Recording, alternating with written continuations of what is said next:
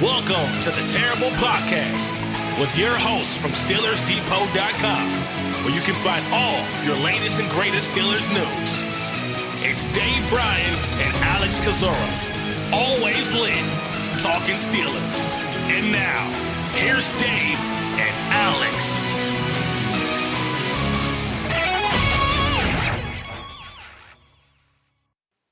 Welcome to the Terrible Podcast, Season 10, Episode 115. He's Dave Bryan. I'm Alex Kozora, SteelersDepot.com. Thanks for being here this Friday, Steelers Nation. Dave, how you doing? I heard you got a new exercise bike. You and like the Peloton lady, aren't you? Yeah. I kind of had that look on her face, that grimace on her. No, but we've been, we normally try to walk during the first part of the off season there, but once it starts getting too hot, and plus I'm an old man these days. I don't have softball man body. Not able to handle those kind of rigors. So it's kind of hard. Aren't you doing the James Conner workout? Oh, Looks Lord. the same as his. Yeah. Looks just like it. Flexing just like it. My legs, my feet tend to hurt me because I've sprained my ankle so many times and had ankle issues over the years. So, and plus once it gets hot, it's a lot easier to try to exercise indoors. So, good old QVC. I think I'm related to either QVC or HSN because they send us stuff all the time. Anyway, got that on the way and going to get busy with that with the rest of the summer there. So I have my iPad right in front of me, so I won't be far from the internet. There you go. Perfect blending of the worlds. All right, Dave, here to start off the show, have some disappointing but really expected news here, and this one is definitely a sour note here. The NFL has mandated all teams to hold training camp at their home team facility, so Pittsburgh is no exception. They will be holding camp not at Saint Vincent, breaking a 54-year streak. They've been there. They will practice at the UPMC Rooney Sports Complex on the south side in Pittsburgh. Art Rooney sent out a statement regarding the news saying, quote, "We are disappointed for our fans in the city of Latrobe that we will not be able to hold our annual training camp at Saint Vincent College in 2020, but we are adhering to the policies and guidelines set forth from the NFL for teams that travel from their facilities each year. We look forward to returning to training camp at Saint Vincent College in 2021. So obviously, that's going to greatly impact what we're able to do. I don't know if we can do anything with camp, but it's going to be very different, and that's a big blow for the fan base and for the city of Latrobe. Yeah, it's going to be different for us, and it's been kind of trending that way, unfortunately. And we saw this coming. We both kind of hoped that that would be end up being wrong speculation on our part there. But I think we saw this coming, and it's unfortunate all the way around. And we'll do what we can do, and that's all that we can do at this point, right. Kind of work with whatever information does come out. I guess the only bright side to all this is, we do have, or potentially will have 5 preseason games this year. So, sure. We'll have, we'll do what we normally do, probably plus a little bit more when it comes to breaking those things down. Obviously, having your firsthand accounts and analysis there, I know it's something that everybody's gotten used to for several years there now. So I don't know how much. Obviously that's not going to happen this year. And the media reports. The reason we send you out there is because we like your reports better than the media. But we'll try to work with what we have and go from there. It's just unfortunate all the way around. And here's to hoping that a year from now things will be back on track. And obviously the plans are for the team to get back to Latrobe. But boy, over 54-year streak comes to an end. So that's quite something. It is. It's remarkable. The last time they practiced in Pittsburgh was 1937, so it's definitely a change. I mean, they can adjust. It's obviously where they practice during the season, so it won't be that big of a difference. Just overall, big picture, I was frustrated, and I know I'm very biased here, but I was frustrated the NFL mandated this instead of letting teams do what was best for them because each team's circumstance may be different. I imagine most teams probably would have stayed at home, but if there were exceptions or just something that worked out better, a different arrangement, I think the NFL should have been more open to that than just kind of forcing teams to do it their way, because that isn't always the safest or best thing to do. Well, I mean, I understand wanting kind of something unified there. I think it was okay for the league to say, "Hey, we want teams to stay where you're at." I don't have that. Look, I mean, we saw this coming. But sure, I'm not surprised. Not surprised, but. I'm just saying, there are some cities that may be having bigger outbreaks, or it'd be smarter for the team to get away from a city that has a big outbreak. I mean, for Pittsburgh, logistically, they're working with the Panthers now going to be also working at the same place. I mean, they can probably arrange the schedules, but there's a higher risk of exposure there because you got those two teams working closely together. I'm just saying I think the team should have been able to have more authority in their plans and what's best for their safety than the NFL mandating it. Yeah, I get it, but I mean, I still understand why it went down the way that it went down. Yeah. So I mean, we'll just no sense crying much over that spilt milk much more. I mean, it is what it is. The good news is I think the bright spot is as of today, most NFL teams. Coaching staffs are allowed back in team facilities. I know there's a shot from the Steelers this morning, Mike Tomlin being back in the building, so at least that's a move in the right direction. Still don't think I don't think players are allowed back in, barring those that are needing treatment and rehab. It's kind of status quo there, but getting coaching staffs back in the building, I think is a start, and I think up to 100 employees, right? Mm-hmm. Yeah, 100 for teams as well too. So we're getting there on getting closer to some sense of normalcy when it comes to the NFL and really sports in general. It'll be good to actually have NHL and Major League Baseball back on and the NBA back on TV and all that. That obviously hasn't happened yet. We've had racing and some other things like that. So we're getting there. Yeah, well, don't count on baseball because they're in a whole mess right now. But it does seem like you'll at least have basketball and hockey this year. What would you do with baseball? I mean, would you go ahead and scrap it now? I mean.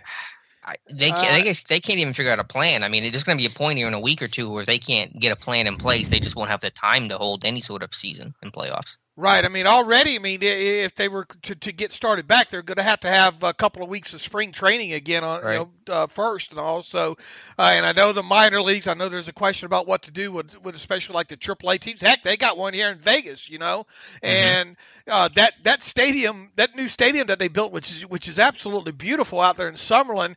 They've only gotten one season's worth of use out of it so far. So that's wasted money just kind of sitting there as well too. But it will be interesting to see if they're able to get a plan together. And look, I understand a lot of people. Look, the NFL is going to lose some degree of money here, and I don't want to get too far off the show open here, but I am convinced. I think there was even an article on NFL.com or a video this past week talking about the salary cap and all, and the owners are going to take and the NFLPA are going to take a hard look at this. There's not going to be any rushed decision as far as future salary cap money goes. But as I've said almost right from the start here, the last thing the NFL and the NFLPA wants to happen is the salary cap to go backwards in future years there. Mm-hmm. So I think you're going to see them do everything in their power to ensure that doesn't happen. Of course, part of that ensuring that doesn't happen is being able to play a full season, even if it's within half-empty stadiums this year. And of course, they're on. It looks like they're back on track to potentially do that. We'll keep our fingers crossed that's what ultimately happens. But yeah, there's going to be revenue lost this season in the NFL. But at least they're one of the major sports leagues that's going to.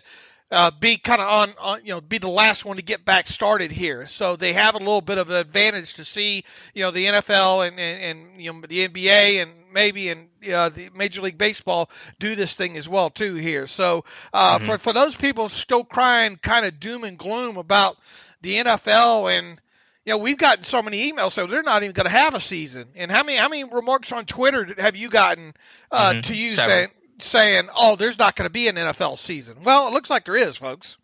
Yeah, I think everyone's going to return. The question is just, can you get through a season? I know a Pittsburgh Penguins player had tested positive for COVID, and that was announced. He did not name the player. I believe in college football, there were 5 players. I forget what school it was. Was it Texas or Bama or Ohio State? I cannot remember, but 5 players had tested. So the question is going to be, players are going to test positive. That's inevitable. How do you handle that, and how does that alter the season? That's going to be maybe the biggest challenge of all once these seasons start back up. Well, look, I mean, it sure seems like some things got lax this past week, didn't it? I mean, I know all the demonstrations and all like that, and thankfully most of those people are out there wearing the mask and all like that, but some aren't. And just I see it out here in my own area. It just, I don't know how much you've gotten out lately. It just seems a little bit more laxness going on around.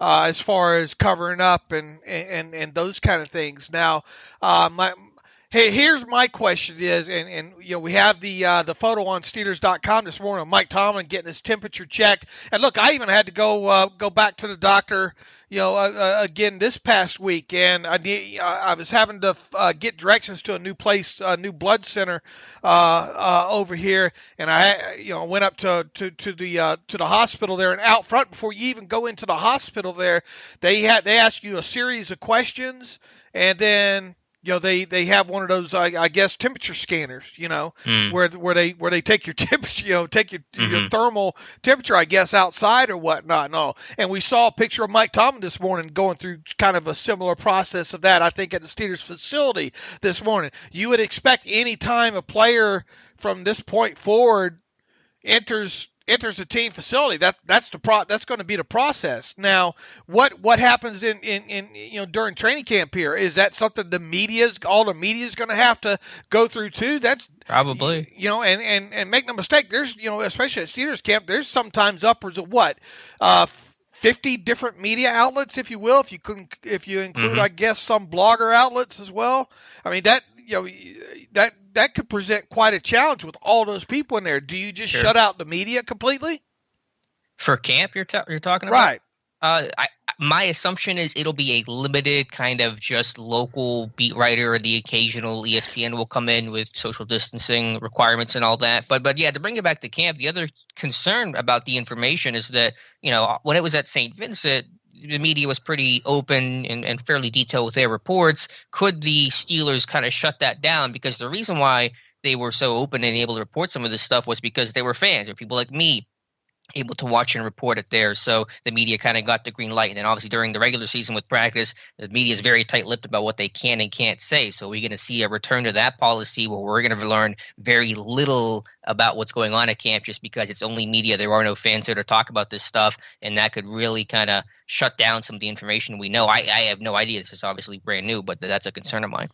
Yeah, I mean, I think that's one of the first things that pops through your head. I think it's a foregone conclusion that we're not going to have much in the way of reports coming out. And some of the reports coming out from some of the evaluations from some of these media I wouldn't trust anyway. True. So yeah, I think that's a foregone conclusion. But I'm just asking in general, how much of the media will be allowed in there. You're not going to have. I wouldn't think you're going to have the media scrums after practices. So how hard? So how hard is it? Is it going to be for them after practices even to get interviews with, say, 12 different players, or is it just going to be 3 players maybe offered up a day, or two players offer up a day? I mean, really going to change the landscape. I think not only with the Steelers but across the league. Yeah. But I think you have to end this. I think this goes back to kind of. I mean, we're kind of stepping up back over our own feet here, but kind of about what the rules and regulations are.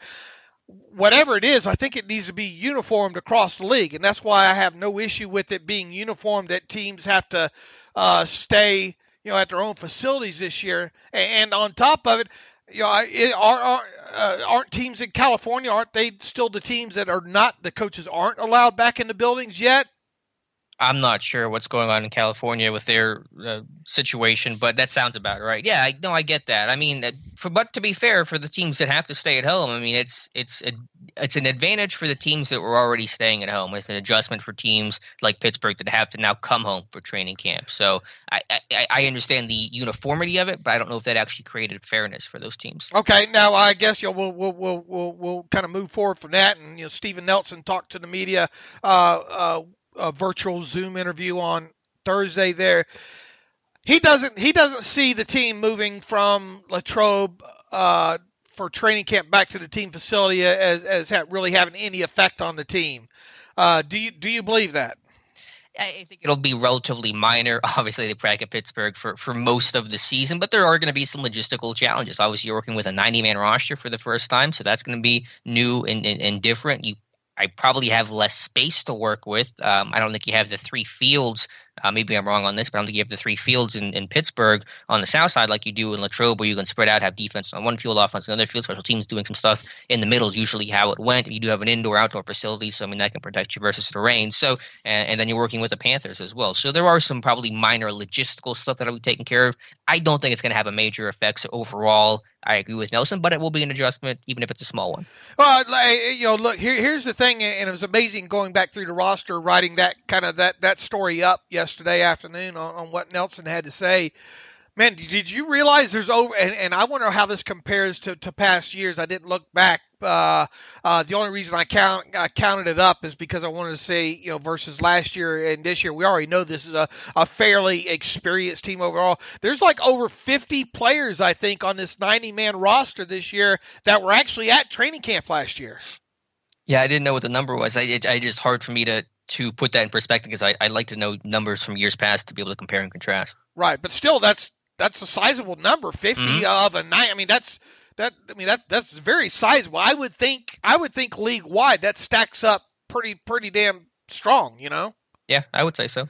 And to have 50 of those guys back, who were at least at training camp last year, they could help indoctrinate the younger guys, and the younger guys don't know what they're missing. Right, exactly. That's nothing new for them.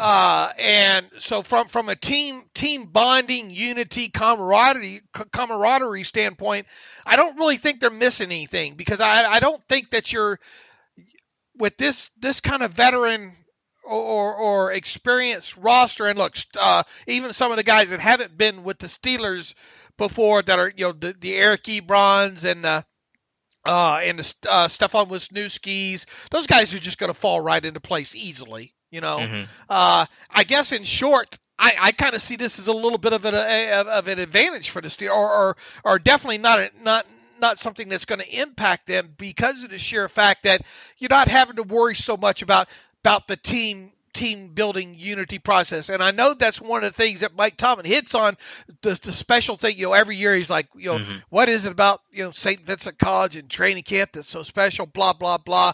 I don't know how much of it's just him painting the barn red, with the red paint to make it look pretty, just because he's being asked a question. I believe there are some good aspects about getting away for training camp and all, but I don't believe those are as imperative this off season, because of the experienced roster that you have. Sure, that's fair. Yeah, it's not insurmountable, the issues of practicing in Pittsburgh as opposed to Saint Vincent College, but I think it will have some sort of small effect. But as you said, it is a veteran team. Most players will be able to adjust, and the young guys to rookies, it's not different for them because they've never been to Saint Vincent before. So you're right, it's going to be an adjustment for them, obviously making the jump to the NFL, but it's not going to be an adjustment practicing at a different training camp location. And not to disparage the fan base or anything, but maybe a little bit of that extra time that they normally stand around before and after practice signing autographs, maybe they can be on the jugs machine. Oh my goodness, you're getting all like hot takey sports Bill Simmons on me or something. No, I'm going Chuck Noll on you. Yeah, you are. They're going to be doing bench press on the right as they come off the field like the 70s. You look back at some of those old videos. I really have spent a lot of time the last several weeks looking at old footage and reading old stories. Man, you go back to some of these vault archives in Sports Illustrated. Man, a lot of great articles. There's some that I don't even remember as a child there, and I'm trying to post those up on my Twitter account as we go along here. But man, it's night and day difference. Obviously, the way this team, the kind of training camps this team used to go through in the 70s and 80s and all like that, as opposed to now. I'm just being kind of funny there, we're talking about the extra time there. Mm-hmm. But I mean, I think several players will put in that extra time, that they would normally have to sign the autographs and maybe hop on a jugs machine and things like that. It'd be nice. It'd be nice to be there to count how many times they caught in the jugs machines. I want to be. I don't know what I'm going to do in this camp. I'm going to feel lost, Dave. I was really excited for this year, and I just have no idea what I'm going to do those couple of weeks. Well, at least we don't have to worry about hard knocks or anything like that. I wouldn't think, right? Yeah. Right. So there is that. Now, what was the other angle I was going to go on this? And I lost my train of thought there. I was going to add something else about the training camp aspect, but shall we move on? What other things Stephen Elson had to say? Yeah, real quick though, I just want to mention, just given the whole COVID pandemic, things seem to be getting better in Pittsburgh. If you're in Western PA, we've gone green today, so businesses basically get to open up, and mostly full, still practicing some guidelines, but there really aren't as many restrictions as there were before. So cases have come down in Allegheny County, Westmoreland County, so that's been good, and that's positive for the Steelers and just for the health of the general public in the area. So good news there.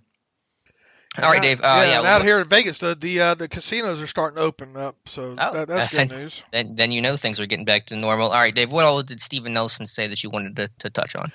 I think it was something that, not surprising, his response to basically how good does he think this defense will be this year. And this has kind of gone along with most of the analysis that we've had, you and I, for most of the offseason, because of, once again, going back to this unit being so experienced here. He was asked, he made it very clear that he believes the Steelers' defense in 2020 will be just as good, if not better, than last year's unit. He says, I think we're just going to take it up another level with the guys that we have coming back. We have a great locker room. Guys have been communicating through. I was going to hit Ron real quick. Let me get it all out before I forget it, before it goes away again. It looks like there was a good chunk of offensive players getting together somewhere. I don't believe that was at the team facility yesterday. Do you? Well, they wouldn't be allowed to be at the team facility. Well, unless they're getting. But I don't think all those players. Yeah, and I don't think so either. Now I know Eric Ebron's in town because he posted a video of him outside the facility for the first time. So he evidently went into the facility or checked in, maybe to get that ankle checked or whatnot. But there were a lot of offensive players. Ebron, Juju, James Washington's back in town. Deontay Johnson. Switzer, did I say Washington? Connor, I think even rookie Anthony McFarland Jr. All those guys were at one location, I think, yesterday per videos they posted on YouTube. So you put one and one together. I'm not going to take my shoes off for this one, but was that some sort of workout maybe with Ben at an undisclosed location?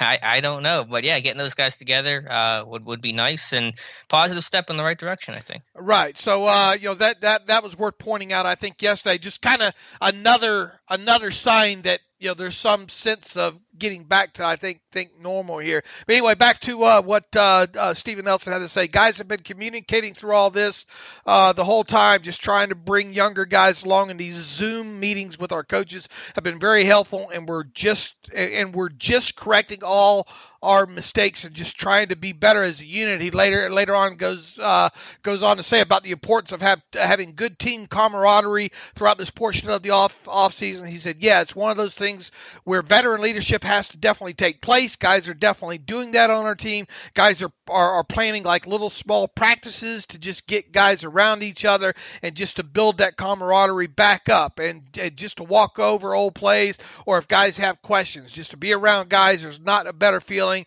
than being around the guys. The Zoom meetings are only going to get you so far. Boy, I agree with that one. So like I said, the veteran guys like myself, we're just trying to find ways to combat that the best we can. Later on, he goes on to kind of say, give a pretty good analogy of what it's like for the Steelers 2020 defense to have so many players back from say, the 2019 team. He says, it's kind of like if you think about college, like you're there with the guys for 4 years and you just build that brotherhood. And like each year, your team gets a little better because you're playing with your brothers, you're amongst each other, and you trust each other. I think that has a lot to do with it. He goes on to say, despite we were all kind of new last year, we were able to have tremendous amount of turnovers. That's very rare to do, but I think this year we'll take that next step because we all played around each other and have that experience, and we'll just correct what we have to correct and move forward there. So a lot of positivity coming out of Steven Nelson. I thought he did a good job handling, not only the football related stuff, but obviously the unrest and all that's going on in our country right now as well too, and the questions he was asked about players like Drew Brees around the league. I just thought he handled himself real good overall. Mm-hmm. Yeah, really well said, both by you and him, Dave. And he touched on something we wrote about the other day about, that this group is the same in the secondary. It is the exact same secondary returning, and that's the first time that's happened in almost a decade. So that's going to be a big advantage for this defense to hit the ground running as opposed to new faces that have to get acclimated to the system and the scheme and kind of work themselves into the system throughout the first half of the year. So just to have that same group, everyone together and a really talented group at that, that's that really good combination where you're going to have a lot of success. Now, did we expect him to come out and say, "Oh boy, I'm not sure about this team"? Yeah, obviously it's going to be a little, going to be positive slant and all like that. But it just goes back once again to the experience on this defense, man. I really think now whether or not they're going to hit that same turnover, number as last year, which was a league best 38. I mean, you can't predict turnovers. You can't, I guess you can practice turnovers to some degree with ball tip drills and proper tackling techniques. But I mean, it's not a refined science or whatnot. But all that said, will they hit 38 and lead the league in turnovers again in 2020? I'm not going to go that far. I think it's tough to kind of predict that kind of stuff. I think they can hit that magic number that you and I have put in place. I think as of last season, and that's 25. So, mm-hmm. So if they do that, anything 25 or more, man, I think we're doing backflips over, right? Yeah. How many turnovers did the Chiefs record last year? Because I have not updated this study, so I'd be curious. I mean, I imagine it's above 25, but yeah, they could easily hit 25. Will they get 38 again? I mean, that's going to be tough to do. There is a regression to the mean, but I mean, they can be a takeaway machine. They can be top 5 in takeaways because that talent, again, is pretty much unchanged. And another year older, another year wiser, another year better, guys hitting their prime. So yeah, there's every expectation they could float around that 30 mark again. Kansas City, 23 takeaways. Ooh, so they came under that by 2. Now, I think there was one exception. I think one other team did 23. I think the Patriots or the Giants several years ago. But all right, so a little exception there for they did only having Patrick Mahomes helps though make those exceptions happen. Well, yeah, you're right because you know what the turnover differential with them, they only had 15 giveaways all season. Yeah, so they were and only 5. Weren't they the league? Weren't they the least interceptions in the league? No, it looks like the Green Bay only had 4 interceptions. Only 4 interceptions in the season. Wow. But Kansas City only had 5 interceptions all season. They did have 10 fumbles, and their net difference, their net differential was the same in takeaways as the Steelers was 8. So that tells you the Steelers, of course, had the 30 turnovers there. Boy, can you imagine if they had a third less turnovers? Talking about the Steelers last year, I mean, they're in the playoffs if they have a third less. Less turnovers there and 38 total takeaways there.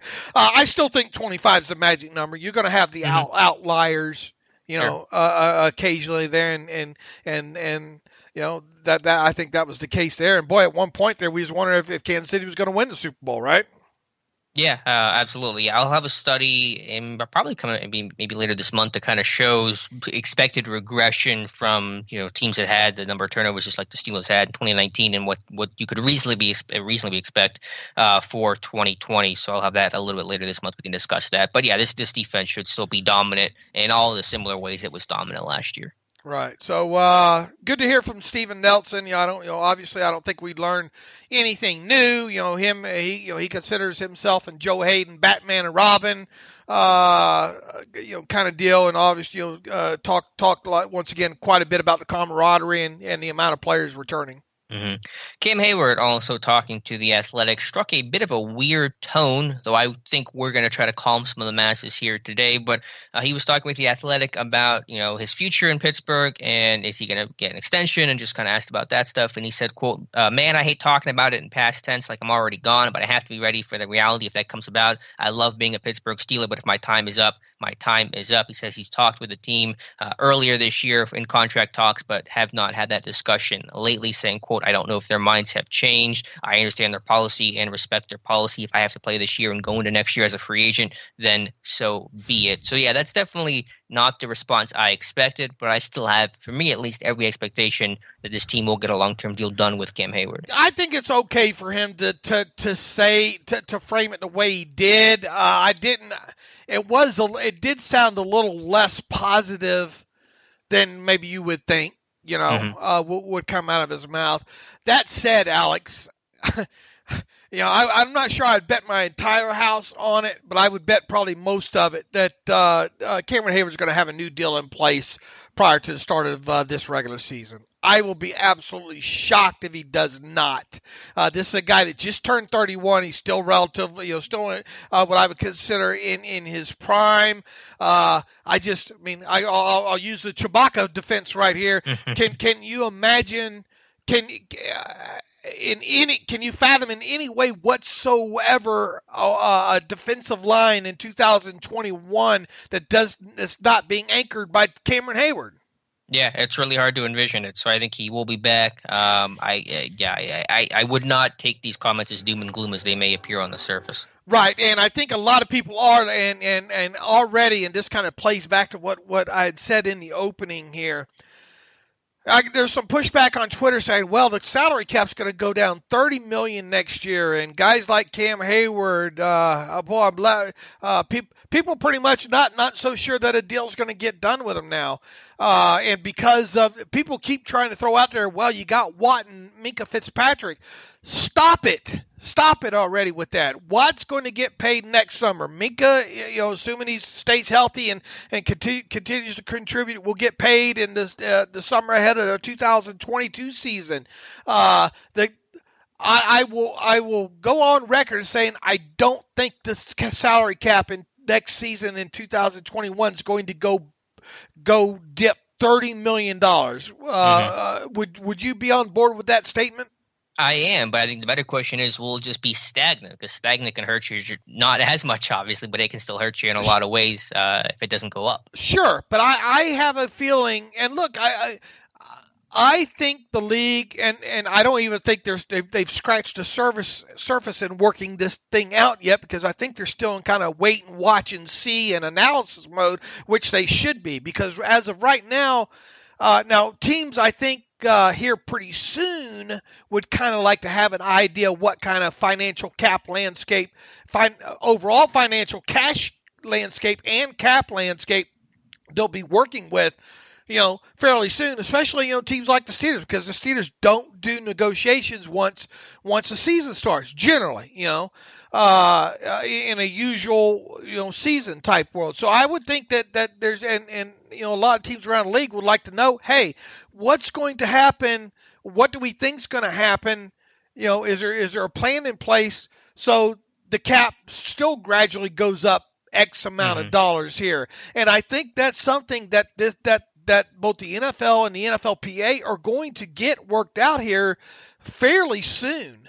You think? I think there's just too much uncertainty to even know what that plan is right now. I think that over the course of this next month, I really think that they're going to have a couple of good prayer meetings there and at least work out, and have a plan And they would have to have some sort of plan in place to have some sort of cap borrowing, of course, thing in place there, because obviously that's not in the CBA and all like that. But I think there is a little paragraph about it. I have to go back and research that. But go back and read the report, on NFL.com, and I think one of the videos floating around out there. The worst thing that can happen with this league, and they know it, both the NFL and the NFLPA, is for the cap to either stay stagnant or go backwards. Because absolutely, your Vince Williams of the world, your Tyson Alualu's of the world, excuse me. Give me another good example, maybe not with the Steelers, of a middling player around the league. Yeah, I mean, it's just any running back making more than the rookie contract, is going to be in trouble. Yeah, everyone loses when the cap can't go up, players and teams alike. Because you want teams to spend up to the cap, every year, right? I mean, that's theoretically the goal of the league. Spend all the way up to the cap, and over a 4-year period, at least teams should be spending in cash 89 to 90. I don't know what the new percentage is. I forgot to look at that, but I know previously over a 4-year span, it was required that teams every 4 years spend 89% of the total cap dollars in cash on their team. Okay. That guarantees that the money's being put back into the players, right? Yep. And that sort of thing. So obviously, if you have a year where the cap dips or the cap stays the same, well, that's going to hurt, some portion of the players in the league, and really impacted by that, because you have and especially the teams like the Steelers that year in, year out work right up against the cap. And so you could have a situation now. Why? There was talk earlier this offseason about they're close to getting a deal done. Was it Dulac that says it's only a matter of time with Dulac or whatnot? I mean, with Heyward. I can't remember what the comment was. It was some player. I forget honestly the details though. I think it was. I can try to look it up. With Taylor.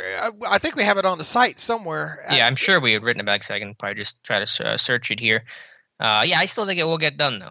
But to the cap point, I mean, it would be nice to have that plan. They're going to need that plan eventually, but there's just so much uncertainty. Are you going to have a full season and playoffs? How many fans are going to be allowed? Will there be any fans? All those things are going to go into the equation of a financial outlook and projected revenue that you're going to make. And without those answers yet, I think it's just hard to do it right now. Yes, it was Heyward on March 19th. Jerry Dulac tweeted. I don't have the exact tweet here, but he did tweet that expect the Heyward extension to come soon. Okay.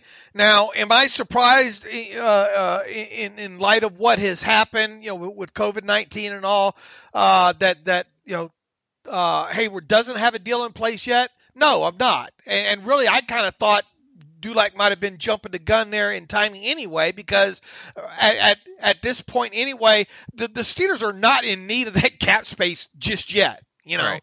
Of whatever cap space would be potentially be provided by an extension with him. And I've said that from after the new CBA was reached and they did all those restructures and all like that. They're not hurting for the cap space right yet. Now, at some point, they'd probably like to have that extra, let's say $3 million, maybe they could get out of it. But to me, in my own head, it's always been one of those get the deals done with him once training camp opens, and probably more on the backside once training camp breaks, just to make sure you get him through it healthy and all, right? I mean, if there's no hurry to get the deal done, then why would you force him into the room with a pen to sign the dotted line when you can obviously wait? So in my head, Alex, it's been always August or early September to get the deal done with Heyward. And right. I think you still can. And look, I mean, might they take it slow right now anyways, just because they're waiting to see what's going to happen with the league and potential cap, future cap implications? Absolutely. And quite honestly, who were the guys this offseason that were potentially going to get contracts from this point forward with the Steelers anyway? It's really just Heyward and Dupree. Right. I mean, those are really the only two guys that we're watching. As I put on Twitter yesterday, man, I think the panic based on, and this kind of goes back to what Heyward's told The Athletic, and kind of the quoting and the framing of that all the way around, or the freak out of the fan base there. I wouldn't even worrying about that right now. The next line in the sand right now is Bud Dupree, and that's July 15th. So we're going to have our answer about Bud Dupree and a contract within the next, 45 days, I guess, 48 days or whatever it is. And look, I mean, there's obviously a good chance that he won't get a deal. Okay. And then at that point, if he doesn't, well, then I just cannot fathom, go ahead and save this audio or whatnot. I just cannot fathom Cameron Heyward not having a deal in place by the time the regular season starts. Same. The fact that there is no deal on June 5th doesn't worry me. The fact they haven't talked much about it on June 5th doesn't worry me, especially in a year like this with the pandemic and everything kind of putting the world on hold. So there was never any expectation that a deal was going to get done now. When they happen, generally they're going to happen later in the summer, as you said, August, early September. So will get done, and I would not freak out about what Heyward's saying here. And Do you buy this? Someone tweeted at me, well, I like Heyward, but he's getting up there in age. If he would sign for a hometown discount. I mean, every fan would love their star player to sign for the hometown discount. I don't think. What do you think the framework of an extension is? Have you talked about that? Did you do an article on that? I did it on Dupree. I haven't really traced out yet, and I will. I think here's what I want to do. I want to get past the Bud Dupree line in the sand. Mm-hmm. Okay. I think that's fair to do. But I mean, just looking at it in general here with the position that he plays. Let's look at overall contracts and defensive linemen here. I think. Hold on just a minute here. Let me pull it up. I mean, you're thinking like a 3-year extension? No, I'm thinking 5. I mean, because the first 3 years anyway is the only thing that in my opinion really matters with it. Okay. Because after 3, you have enough outs on it, and at least by doing a 5-year. Now, could it be 3 to 5? Absolutely. All right. Mm-hmm. It would be at least 3 at a minimum. Okay. The good thing about 5 is you can stretch the bonus out. Right. 5 as far as accounting purposes with the cap and all. But right now you have Stephon Tuitt earning $12 million. All right. You have Heyward really at a bargain at almost 10.5 average yearly value here. You've got to get him in the top 10 at the minimum with Heyward, I think, right? And what? Yeah, 100%. What is top 10 though? I'm not looking at that. And I'm just talking about, and you have to consider him interior defensive line, right? Well, that's paying the price for those Pro Bowls and All Pros is that he's going to use that against them. So absolutely. Right. So, I mean, I think we're looking at the bare minimum, a $16 million per season yearly average. And so if you're saying 5 years at 16, roughly. And what I'm saying is go pull up those Dupree numbers I put out there. Yeah. So at 5 years at 16 is $80 million. So 5-year, $80 million extension. So I think, realistically, I think you're looking at right around $17 to $18 million per year for him, average yearly value, and to get him to cash flow, And here's the thing about that as well too. I think that needs to be added into this point here is even though it's a 5-year, it would technically probably be a 4-year extension. Okay. Mm-hmm. Because he's got the year left on this year's deal. Right. So what you would be looking at is he is owed this year $9.5 million, okay? Mm-hmm. All right. So you would technically be looking at a new money deal saying what's 4 times 18 million? 4 times 18, 72. Mm-hmm. Okay, so that's what I think you're looking at there. Okay, so 4 years, $72 million in terms of new money. Yes. New money now, and then you would add on the 9.5 because that doesn't go away. He's owed that, So add that 9.5 onto your other number. Yeah, so you're looking at 9.5, you said? 9.5 million, right? All right, so you're at 81.5. I think you're looking at the total deal at being that, but of course it should be reported as a 4-year extension worth what, because the new money average is what matters. Right. Yeah.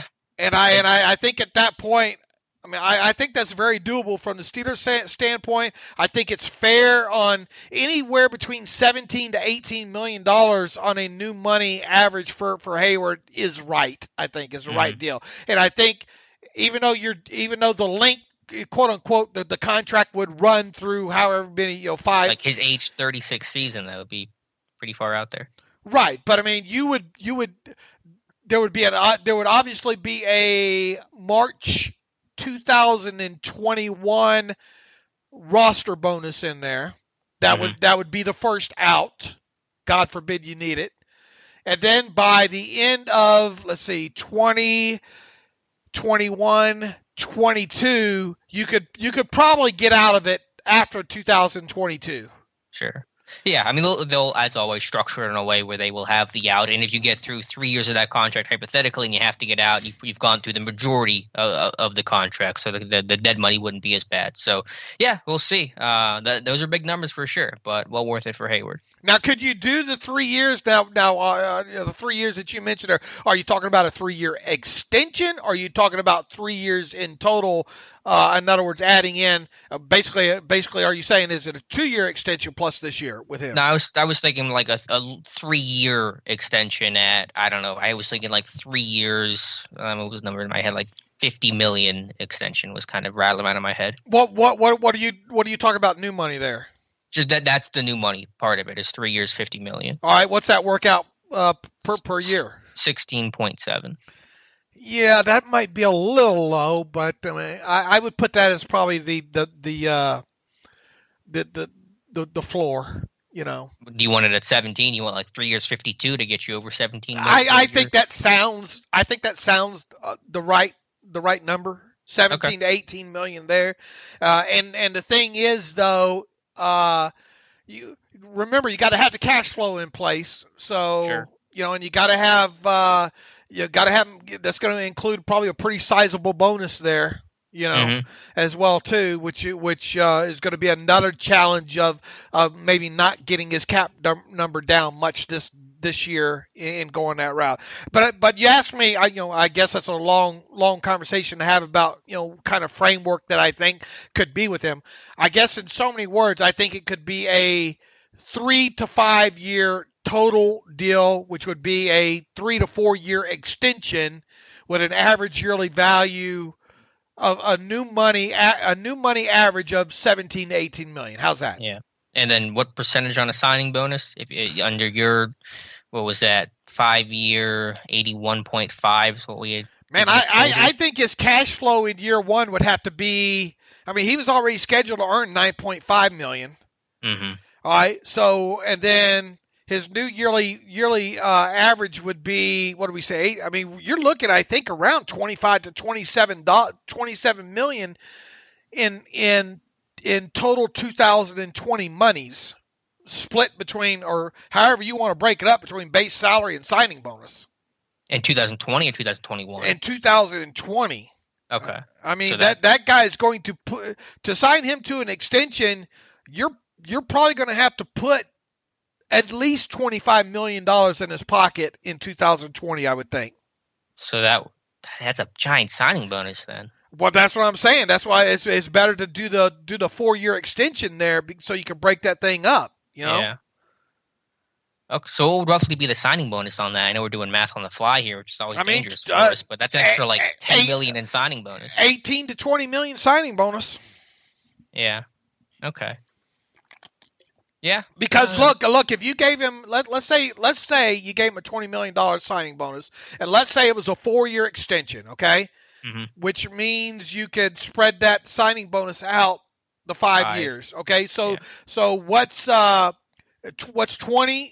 divided by 5? 4. All right, that's $4 million goes into the 2020 cap charge. He already has a $3.75 million cap charge, prorated money for 2020 because of his previous bonus. So now we're at 7.75, right? You're losing me a little bit. 7.7. Oh, is the cap charge of both bonuses? Right. Right. Okay. Gotcha. All right. So you're at 7.75. All right, just in bonus amortization for 2020. Mm-hmm. All right, how and we have paid him. How much cash have we paid him so far in 2020? $20 million, right? Yeah, with the bonus of the new deal. All right, the rest we have to make up in base salary and or roster bonus or whatever in 2020 money. Yeah. So that's going to be, let's say that's $5 million. All right. Okay. All right. So what's 5 plus what did I say? 7.7. That's 12.7. That's almost $13 million in cap charge. Okay. What's his current cap charge in 2020 as it is? What'd you say? 9? Is it 9 or 12 or? No, it's 13.2. Okay. Because remember, you got the 3.75 that's out there plus already, plus the 9.5 that he's scheduled to make.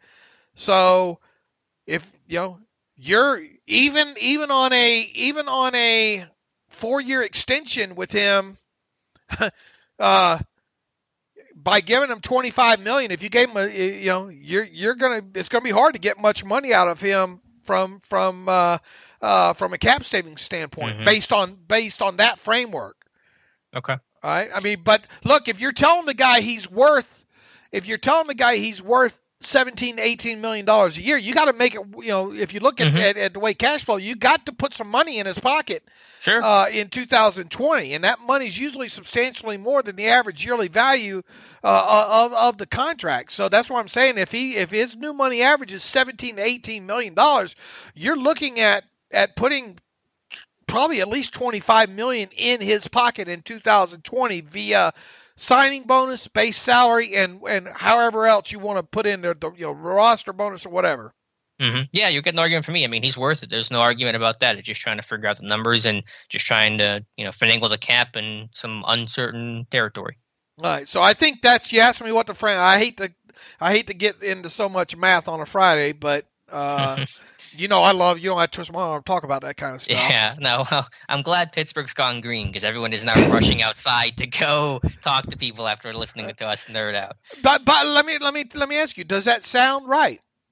Yeah, that sounds right. I mean, just the thought of the 5-year extension just at first blush felt a little lengthy, but I understand the point you're trying to make, spread that money out because that's going to be really important, and you may not see the back end of that contract anyway. Right. Now try to put that kind of money in his pocket and only do a 3-year extension. Yeah, then you're getting a really big charge. You're not able to spread that out. So yeah, it'll be interesting. But to the broader point, the point that I think people need to recognize is that it is still very overwhelmingly likely an extension gets done with Cam Heyward. Math with Dave. That's mind wrecking, especially right up there with Sesame Street. Especially my stuttering mixed in.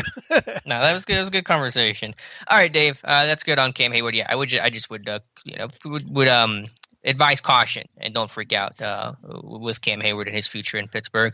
James Conner. The only other alternative is if you don't sign him and let him play underneath us is tag talk here. Right. Then you're talking about the only way he stays is the tag, and if you're going to give him the tag, well, there's absolutely no way you're going to be able to keep Juju. If should the want arise, Mm-hmm. Yeah. So again, I think I'm very confident that a deal will get done with Cam Heyward. They just don't get done in June because it's June and there's no deadline to do it right now.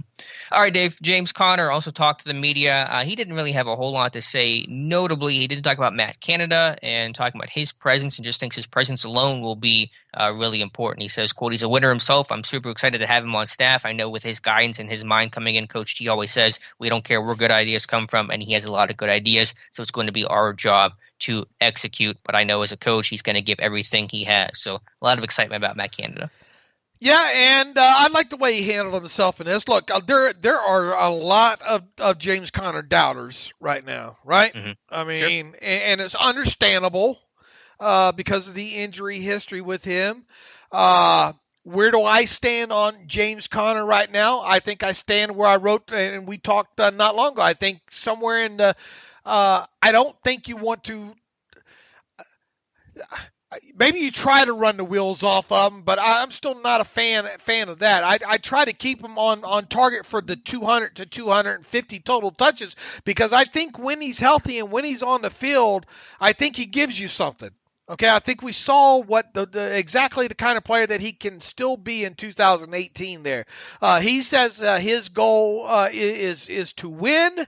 In 2020, I like that. I immediately reverted back to 12-year-old self watching Rocky 3, I think it was, or Rocky 2, when she's in the hospital and she comes out of the coma and she tells Rocky to come here. He goes, "What?" She says, "Win."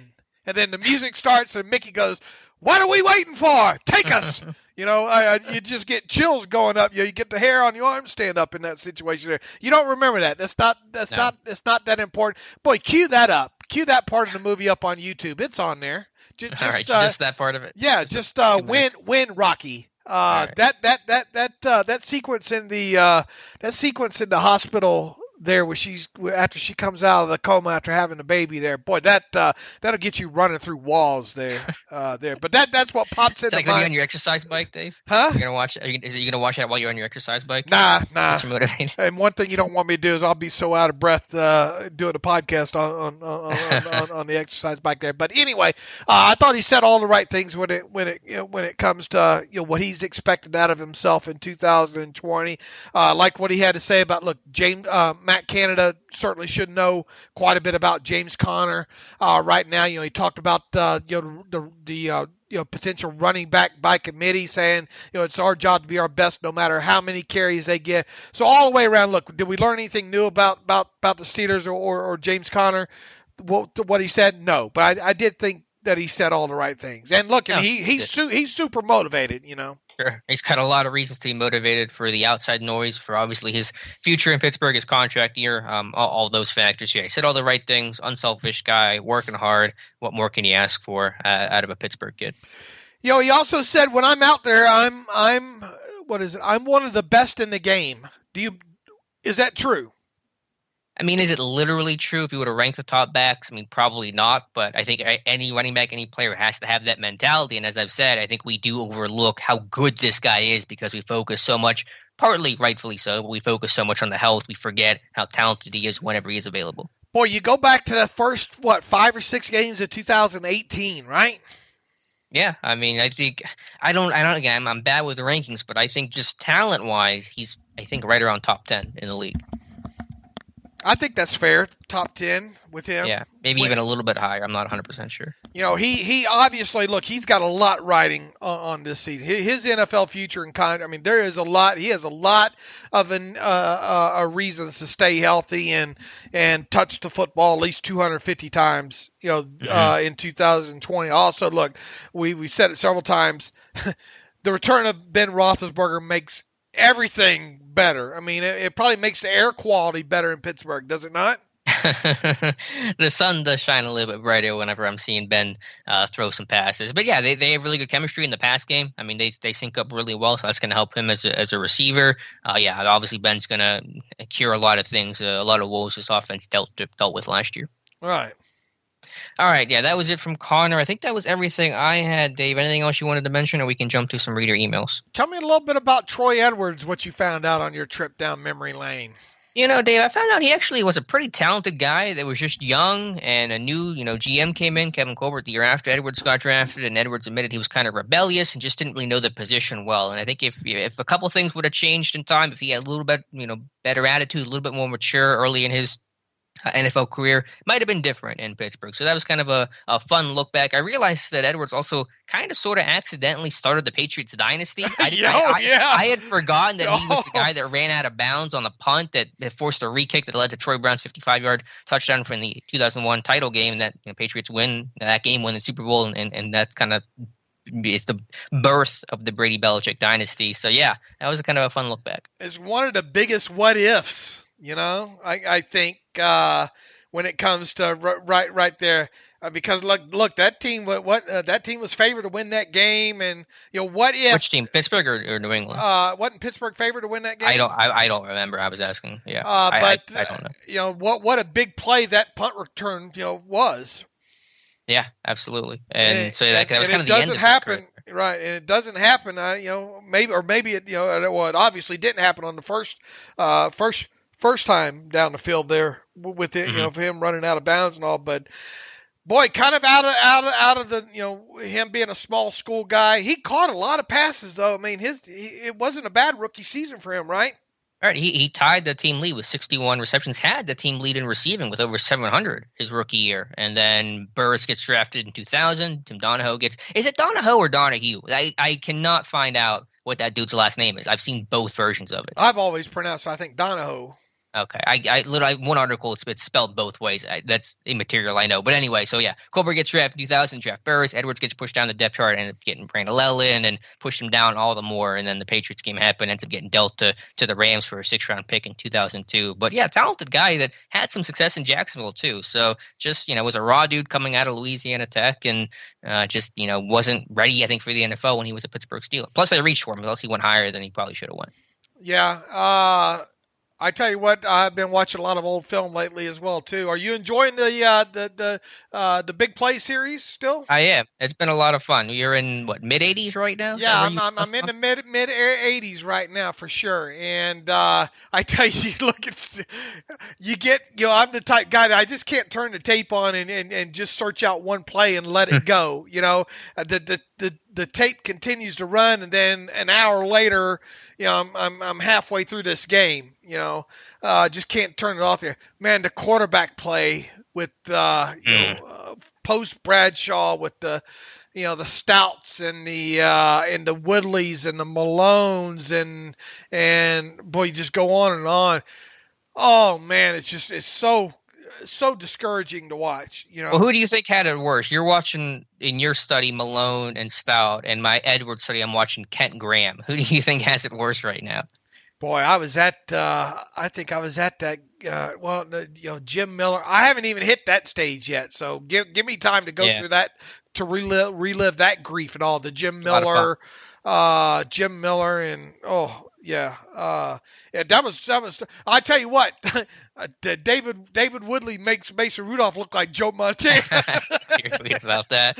I couldn't believe the 1 year their longest play was 52 yards in 83. That was it. That was the longest offensive play in 83. That was kind of surprising. Was that the one to Sweeney?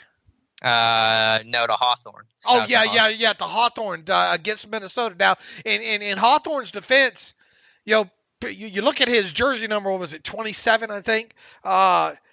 You always think, at least to me, you always think back and think of Hawthorne as a running back, but he really was more receiver than he was anything. Okay. And they would line him out wide and all. He had a lot of speed, man. That was he got loose against the Vikings in that game over the top there, and that was a laser though by Stout, right, on that throw. Very, very good throw on that. But boy, once you get past that, once you get into those post Bradshaw, the quarterback play, man. And I haven't even hit the Kent Graham years yet. That's obviously in the 90s there. But it's not fun to watch that. Yeah, but again, our video series on Troy Edwards, only about a 5-minute video, pretty quick to look at on some of the Boston Steelers history, is up on Steelers Depot. My next 2 videos will be going very old school, some pre-Noel era videos coming at you sometime, maybe next week. All right, what else do we have? I think that's everything, Dave. Let's get to some reader emails and close out the show. All right, Jim Bendis writes in, smarts and hearts. Just wondering how you define smarts and hearts, or hearts or smarts. By smarts, do you mean football IQ, or smart enough to have good behavior in the headlines and and not make the headlines in the bad way? Here's the Dave Bryan answer: yes. Yeah, i.e., in a fight at 2 a.m. outside a bar, or both or neither. Yeah, I think look, like my old man used to tell me before I go out, be smart, which a lot Did you of times. listen to that? I had hearts, no smarts. And my hearts was located somewhere else in my body. Okay. You know. Oh God. But It's 8:00 over there, Dave. I know, but I do think the smarts means the football IQ. I think the smarts also means good sound decisions. Yeah, it's both. I mean, the heart, love of the game, fight for the game. Heart's a little bit about a character too, but yeah, smarts is a football IQ thing, and smart so you're not worried about getting a phone call at 2:00 in the morning about what your player just did. And he says, by heart, do you mean that to play with their heart in games or care about the community, or both or neither? I really like the heart in the community thing. I think that's usually just a byproduct of having the heart and having the smarts. Mm-hmm. Yeah, I've always viewed heart primarily as loving the game of football, wanting to work, and putting in the effort required to be a great player. But it's a combination of things. If you have smarts and you have that love of the game and you're a smart guy, then you probably are going to be a good positive impact on the community as well. Here's a good extension of the question, probably the best part of this question. Which Steelers player, past or present, grew the most to fit this category? Is it the bus? As I remember, Coward had to get the bus's mother in the locker room to straighten him up when he first got here. Which one of the last 10 or so Steelers Hall of Fame players fit that category besides Troy Polamalu? Well, he's asking two different questions there. He's asking Right. who's grown the most, and he's also asking which Hall of Famer best exemplified that mentality. Ben's grown up a lot, obviously, from his early days. So I think that's a good place to start. Bettis is a good suggestion. I'm just trying to think of the list of Rolodex of names coming to mind. What about Pouncey? Yeah, Pouncey. Pouncey does so much now at Thanksgiving, and not that he hasn't probably the entire time, of course. That's what I'm saying, yeah. But I think he really kind of, his early days with the Aaron Hernandez hat, and those birthday parties at him and his twin brother. He wasn't really thought of really kind of as, that kind of leadership player, I guess, right? Right. Yeah, he's definitely grown. But I think he was doing a lot of those things early in his career. I know he's always given back to his community in Florida. But that's definitely a good point. In terms of Hall of Famers who best show that, most of them seem to fit that bill. Any names specifically that come to mind, Dave, in terms of relatively recent Hall of Famers? I don't know. Woodson? Yeah, I think they all. I think most of the Hall of Famers, certainly like the Dynasty guys, were generally regarded highly. So, Swan, Stallworth, for example, are really Dawson, Ward. Just go through the list, right? You said Hall of Fame. I'm gonna Hall of Fame, but I got a hate mail on that. But I'm just talking about guys that kind of progressed from day one. Hines was virtual unknown, in those early years there, and then he obviously became kind of pillar and really the face of the franchise there, for a little bit. I think when I think of him and pre-Ben, I kind of think of Ward and the Bus as kind of faces of the franchise during that stage. You're right. This isn't somebody that's grown in terms of he was an issue early in his career, but David Castro, I think, has just grown more comfortable over the years and has become a more visible face of that offensive line and of this offense. So which one of the last 10 or so Steelers in the Hall of Fame players fit that category besides Troy Polamalu? Yeah, of the last 10, I don't have the list in front of me. I think Dirk Dawson's a really good suggestion from you, though. Right. Good question. Yeah, good question there. Let's see here. JJ writes in from Lexington, Kentucky. In each of your guys' opinion, rank the top 4 wide receivers on the roster as their overall ceiling. I might be making my first trip to Vegas in March, turning 50. Would love to meet and maybe grab a bite with you, Dave. Holler at me to close. The best thing to do with these guys, JJ, that have come to Vegas with me is you got to hit me. You got to remind me right right about the time you're coming out here. So hit me up on email or on social media or something like that. Maybe we can, depending on. And it sounds like you're going to do this in March, so that might be a good time. Maybe we can hook up and get a bite to eat or something there. So, Alex, in each of our opinion, rank the top 4 wide receivers on the roster as it relates to their overall ceiling. So just ceiling strictly, just in terms of what their potential in a best case scenario could be. I'm still going to give Juju the nod over Deontay, but I'll go Juju 1, Deontay 2, Claypool 3. I want to put Claypool higher in terms of a ceiling. I'm still going to put him at 3 for right now, and I'll put Washington at 4. I think we would both agree Washington's the lowest of the 4 as far as ceiling. That's the easiest one to come up with. Man, I don't think Deontay's has scratched it yet. Well, I don't think we got to. At least I don't have a good sense because he just hasn't played that much with Ben. Mm-hmm. Right. So do we really know what can we even quantify it? I think with because I mean he did have. Look, I mean this is a guy that it's just a number. Led all receivers in catches as a rookie. And we saw a lot of good things there with separation on him. I'm going to make him my number 1. Okay, that's fair. I still don't want to forget how good Juju is, and plus the dude's he's still younger, I think, than Deontay Johnson, isn't he? I think he is. He's still 23, or he's like right around the same age as Deontay. So I would go Deontay, Juju, Claypool, Washington.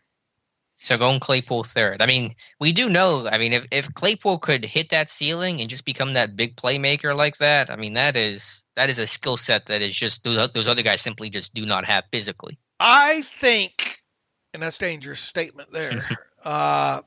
With all the film that's still fresh in my mind about Claypool's college tape there, I think it still goes back to that one thing that we kind of wonder about him, and that's can he stack receivers? Can he be that? Can he be the Martavis Bryant on the outside down the field? Right, but in a ceiling scenario, if he does that, then he might be that kind of guy. Right. If we get into, unfortunately now it's not going to be training camp with us personally or with you, but if we get into like preseason and he wrecks somebody over the top, and I'm not talking about Iowa State, the kid falls down on the outside off the line. I'm talking just stack a guy and two-step him on the back end there. Then I think he jumps Juju then, but I think that's the one because I feel, and maybe you feel the same way. I think I got a pretty good handle on what Claypool is right now and his ceiling. Yeah, but I mean that ceiling's really high if he can do those things you're talking about. Right. I mean, I'm not saying that his ceiling isn't high right now. I just got to see that one extra thing from him at the pro level. Yeah, that's fair. And to be fair, I'm also kind of using Juju because he's the most experienced, and I guess I'm most comfortable with him, so it's easier to evaluate his ceiling. I just don't want to forget how good this guy was 2 years ago before everything fell apart for a variety of reasons last year. Just go turn on that Jacksonville game. Yeah, I mean, what did he do to those corners? Ramsey, Boye, and that's nothing to do with ABB in there on those particular plays, I'll tell you that. Right. Just I think in my head, if people want to remember or have forgotten how good a receiver Juju is, go watch that Jacksonville game. Mm-hmm. So your list again is our only difference is you have Deontay, Juju, Claypool, Washington. I'm Juju, Deontay, Claypool, Washington. Right. The only reason I think Deontay has because the guy was I don't want to say great. That's too. I think that's too out there. But he was very good, and now he's going to get his quarterback back in Ben Roethlisberger. Yeah, I think you could put either of those top 3 guys in that first spot, and I really wouldn't argue with you, to be honest, if we accept the premise of ceiling as the absolute here. All right, so JJ, hit me up when you come to Vegas there. This is so good to see. They had new footage on the news, on the local news last night of the strip being lit back up and people down there watching the Bellagio fountains, and just so good to kind of see that stuff again. Let's see, Dave and Alex. This is from our brother Ashley Bright. Who do you think would win a game if you took the best of the '70s teams versus the best Ben offensive team and the best Steelers defensive team of the past 16 years. Could be 1978 or 75 Steelers team, your pick, versus the 2005 Steelers D and say the 2017 Steelers O, or 2008 Steelers D and say 2016 Steelers O. So I guess what he's saying is build a combination of the teams, and wow. I mean, yeah, it's an era thing, obviously, which is what these debates usually spiral into. It's hard not to go with the modern day type guys, though. So I have some combination here, like 2017 Steelers offense and like 2008 Steelers defense versus the best of the 70s. I might give the edge to the modern day group. I tell you what, you talk about every offseason you see who was the better quarterback, Bradshaw or Roethlisberger, and then I think the proper answer to that most of the time was just so many different eras and all. Ben is a better quarterback. I mean, no disrespect to Bradshaw and all, but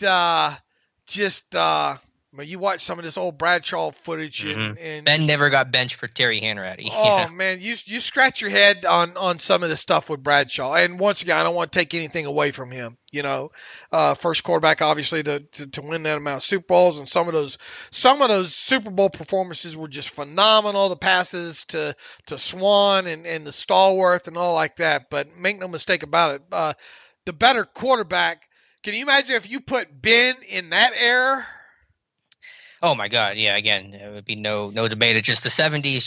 You didn't have receivers in 3-point stances in 2017, so it's tough to compare. Obviously, I understand we're trying to get past that for the premise of the question, but I wish there was a way to find out. And look, I mean, those 70 defenses being able to smack around those wide receivers off the line and the rules.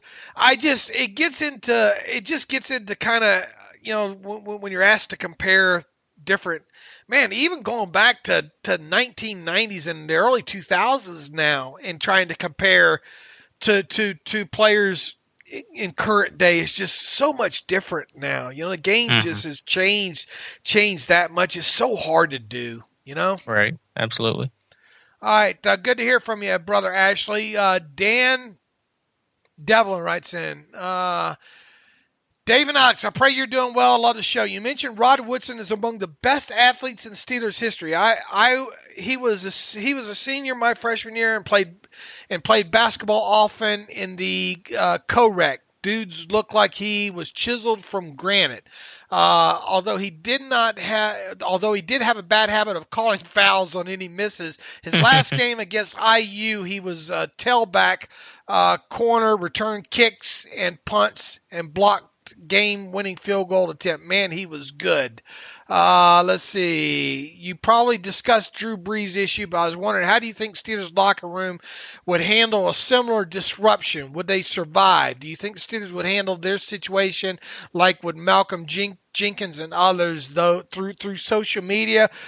Or would they simply call their teammate and discuss the issue? Finally, with the series you are considering, what do you think about considering the biggest misses in the first few rounds of the draft? I'm thinking about players picked early who were on the board when the Steelers picked, who would have really impacted the team's success. Not necessarily Tom Brady, who everyone missed on, but guys who really fit a need.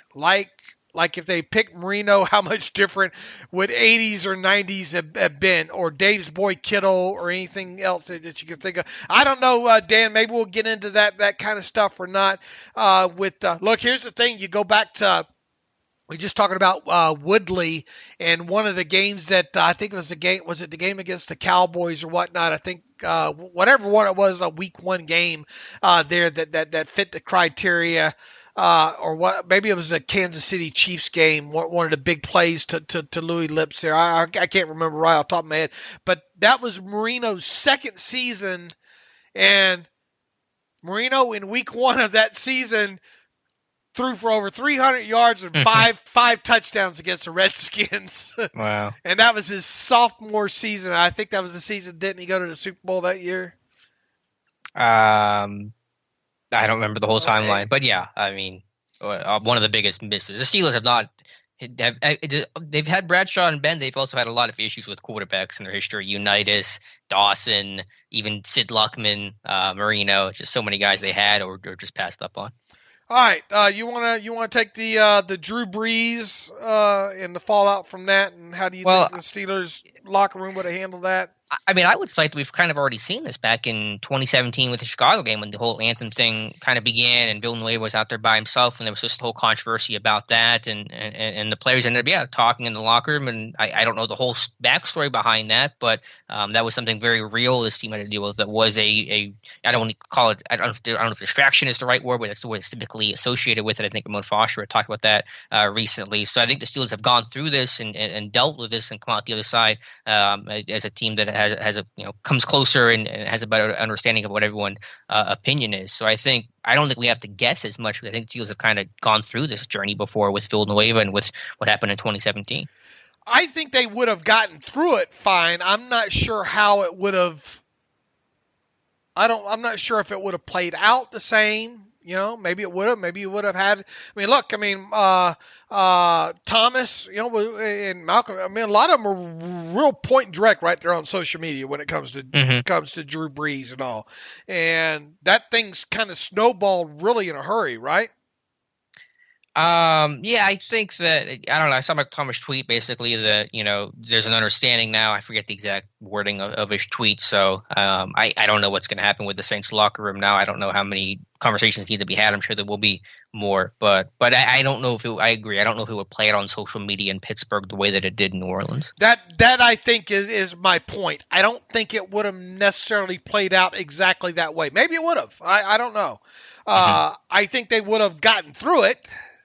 All right, and all, but man, it really is a different kind of time right now, right? You're coming out of coronavirus, and of course you have all this other going on right now, and microphones being put in the faces of a lot of people right now, and I think you got to really choose your words carefully when commenting on this stuff. I think the Steelers have handled it very well, though. I think they've been honest. They haven't tried to sugarcoat any of this stuff or hide from these things. They've been able to express themselves in ways that they see fit. I think Steven Nelson has been great with the media, so I think the Steelers have really done a good job of sharing their voice and using their platform, but speaking in a really positive way that helps advance the conversation. Yeah, I think Cameron Heyward, a lot of his comments were good. I think Ben's statement was kind of brief and kind of to the point there and all. I think some people were upset maybe that it took the Steelers a long time to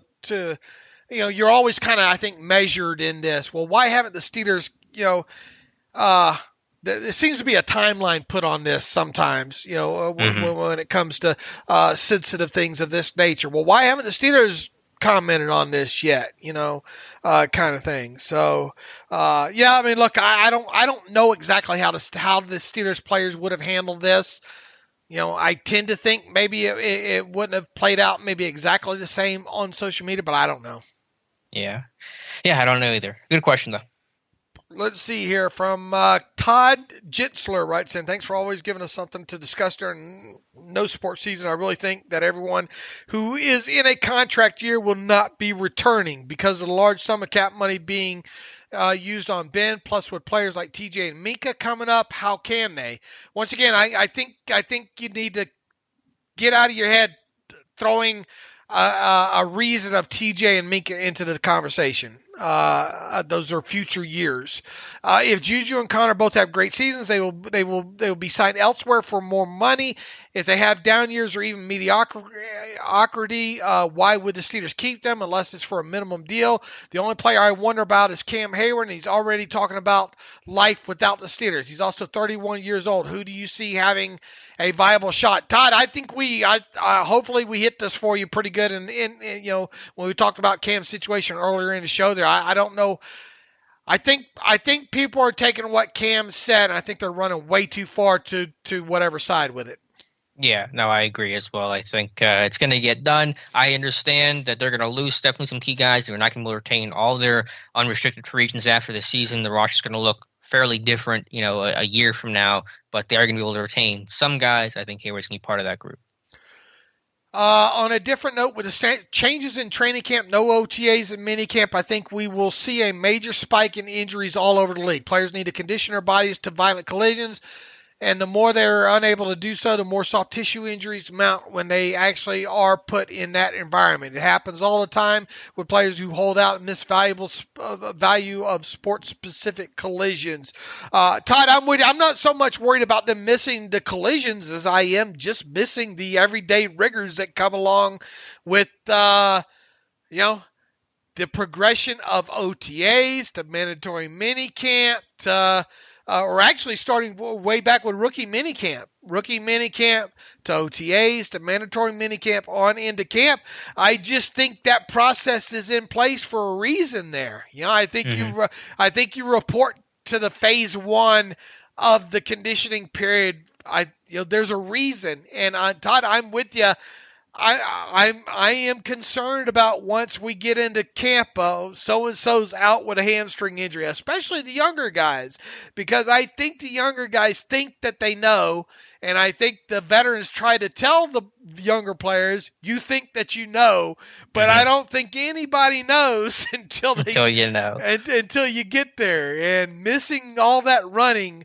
I think that's the biggest takeaway. I think you hear some of these players a year or two in say, boy, the running, and the conditioning level is tenfold what it is in college. Right. So Todd, I'm with you. I think and I don't think it's just going to be Steelers specific. I think around the league, you're going to hear so-and-so's going to miss it because of groin or hamstring, Dr. Dave's gonna get his hours in, billable hours in this year. I will say two things though. Is that I think it's a fair point that that's definitely a concern, but obviously trainers, coaches, the whole team is going to know that facts. Maybe they plan a little differently in terms of how aggressively they work, what they work on, different training methods, and all that. So I think that there's a recognition of that could be an issue. So let's try to prepare for it. And then with the young guys, I think that's an issue, sure, Dave. But also there is at least, and this is silver lining I mentioned before, value in them getting to rest finally for a couple months, because if it was a normal offseason, these guys never slow down. They went from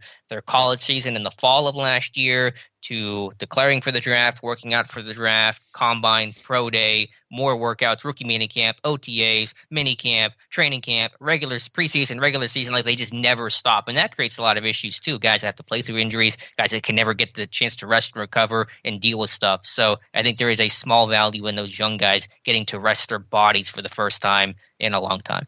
Stephen Nelson, part of what he said, in his talk yesterday was seeing positives and not a normal kind of off season, and he thinks he knows how to train and the things that he has to work on and all like that. So he sees it as a positive. He'll be able to.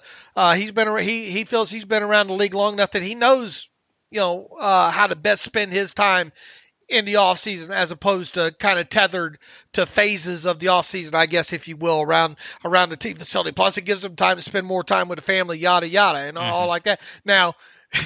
First week, if he's sidelined with a hamstring, what's the narrative going to be, right. Around that? But overall, I think here. Maybe we'll have Dr. Mel on to ask her kind of what does she think the fallout's going to be, maybe by not having the usual process here, That'd be great. I love that conversation. Buddy Brett Nile from San Angelo, Texas writes in, hey, Dave and Alex, I have asked this question at midseason. Now it's time to revisit again. Oh, we're going to have a hypothetical here. I have a feeling, Alex.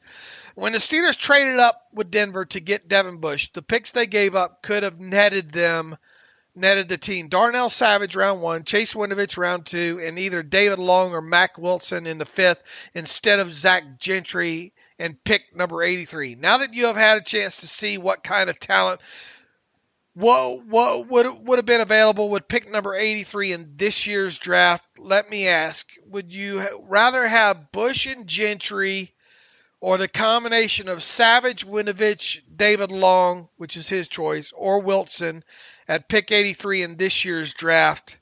And pick 83 in this year's draft. At midseason, Alex would have still taken Bush, and Dave was enamored by Tinsel, which means I was still, I guess, talking about, watching a lot of Winovich and Bush, and I guess David Long at West Virginia. I also want to say that I appreciate all the hard work that you do and hope you realize how important you are right now as possible. The only escape from COVID, any chance of going to 5 shows a week. No, there's no, look, we'll do 3 once we have enough things. You're lucky right now. We got enough things to stretch it that I'm a rambler that we're able to make 90 minutes out of this show right now. Back to his hypothetical. Do you even want to touch it? I'll touch it. I'll take Devin Bush. I'm happy with his progression. He looks like he's going to be the stud that he was built to be out of Michigan. And even if I like someone like Darnell Savage, who I was high on coming out of Maryland, you never know exactly how he's going to fit and gel in the system. So I'm not going to regret that trade one bit. It really reshapes. The bad thing about these hypotheticals is they reshape so much from that point forward in time. You're messing with time-space continuum, man. All right, Dave. I mean, we're looking at the picture right now. Minkah Fitzpatrick's starting to disappear. Because technically that's kind of what would have happened, maybe, right? Maybe. I mean, God only knows. Yeah, I mean, there's a whole butterfly effect there for sure. But just overall, I mean, as long as Devin Bush becomes a very good, productive player, then I'm just happy with that deal, regardless of the other what-ifs and variables. If you make that move, you want to get a really good player like you did with Santonio Holmes and Troy and the like, and I think the Seagulls got a really good player with Devin Bush. All right, let's back this up a little bit here and try to walk through this real quick. All right? Okay. If you don't Okay, so let's say we get let's say the Steelers did not trade up, okay, and they got Savage, Winovich, and Long, okay, and Long would have been a later round guy, so you would have had the question marks probably going into this season about Long still, correct? Yeah, the question would be if you didn't have Devin Bush, who was going to be your every down inside linebacker? Because I don't think that guy was on the roster. Right. Okay, and let's assume that Savage, results in you not trading for Minkah, right? I mean, there's no other way around it. Yeah, I mean, that's probably true. Yeah. And Winovich begots Highsmith now, I guess. Probably. You would have still probably gone into this year's draft looking for a high priority on inside linebacker, correct? Correct. All right, so would that have netted you Patrick Queen? Yeah, I guess in this scenario you do have a first round pick. Right? Yeah, maybe. Yeah, again, you're getting down the wormhole, and I understand, but that's why I don't think about these things too much, because there are so many variables that you have to start considering, and I'm just focused on what did you get out of that trade. You got Devin Bush, who had a really strong rookie year, and he's going to take an even bigger leap in his second year. That's, to me, kind of all that matters. Plus, in this scenario, you do get Minkah, so you're getting Minkah, you're getting Devin Bush, ultimately, and I'm happy with that haul. And let me take you let me take you down. I'm going to sing you some Strawberry Fields there. You haven't seen look, I always ask you, have you seen? Yeah, I know, and you know where the answer's going. Right. I'm not going to ask you. Please don't see Yesterday. The movie. Yeah, I saw it. You didn't give it a good review. Oh my! I don't watch many movies, period. There, and I made a mistake. I got roped into the preface of that one. There, the idea, I think, and then somebody put this more eloquently than I could have on Twitter. The storyline and the overall preface of the movie I thought was great, but the execution was just absolutely miserable, and the ending just horrible. Don't waste your time on Yesterday. Fair enough. But take you one step kind of further in this Brett Niles scenario. If you're getting David Long, let's say wherever you would have got David Long, fifth or so round, you wouldn't have Ulysses Gilbert III either, right? True. Good point. So you're probably needing 2 inside linebackers, right? At least the one. I mean, yeah. And then, of course, even if you were to draft Patrick Quinn, hypothetical, is he going to be ready this year? Or does David Long become your Ulysses Gilbert III? I guess is what maybe a better way to frame that. Yeah. Again, it's making my brain hurt trying to go down this rabbit hole. I'm just happy with the move the Steelers have made with getting Minkah, getting Devin Bush. So, Brett, we indulged you Now I think you kind of see why you get into that gray area, man, with the if and the then and would you, and it's just, man, that's why we don't really like these hypothetical questions too terribly much. But we try to please the masses, right? Yeah, absolutely. Let's see if I can get one more out of this here. Devin Murphy. Hey, guys, thanks for keeping me entertained on the way to and from work. You talked a lot about running back is a position that is plug and play. That idea was thrown around was that if the Steelers were to draft one, it would portray that they missed drafting quality players in the past few drafts, i.e. Snell, Samuels. Is the same thing not true? This is a good question. Is the same thing not true about wide receivers? We have drafted Johnson, Washington, and Smith-Schuster in back-to-back drafts. We have invested into two big receiving tight ends. Here's my main question. Is the fact that they drafted Claypool more indicative of Washington's progression to this point, or simply to add depth to the position? It seemed redundant to draft a wide receiver with our first selection. Devin Murphy lives in Indiana, PA. Is that close to you? Yeah, it's about an hour north of me. It's by Clarion, where I went to school, and IUP was a much better sports school than we were. All right, answer his question now. Well, I mean, you had the bigger concern about using a pick at running back high and what that would mean for Snell. So take that first chunk of it, and I'll take the Claypool part of it. My main concern was that it was going to be a running back more like Connor and Snell, and really for that part Samuels, because he's kind of that two. What were the specifications? 220 plus generally. And 5'11", right? Yeah, I mean, if you're 220 plus, you're generally not 5'7". It'd be like 5'10", 220 plus with good production. Was the mold they'd been drafting. My biggest thing ahead of the draft was, okay, if you're going to draft a running back early, it's probably going to be one that fits that Steelers court criteria of the past, and thus if you're going to get one, you should probably take one of those early guys, the Jonathan Taylor's, Akers, Dotson, Hilaire, those kind of guys. Obviously they spent a little bit later pick and got a totally different back, which further examination of the tape, we get it. I mean, I get it. And I'm excited to see him get his maybe 100 touches, okay? But it's a totally different back. So I was not on board. I was looking at it more, man, what the hell have you done if you can't, 3 straight years you can't find that back, That was more my preface there.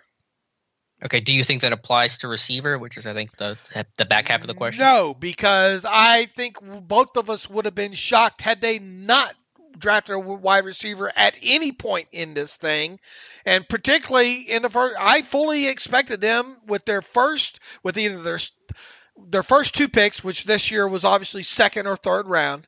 I fully expected that. I wrote about it. People should expect them to draft a wide receiver, and it's multi-layered. A, it's what they do, and that's not a good excuse. Okay.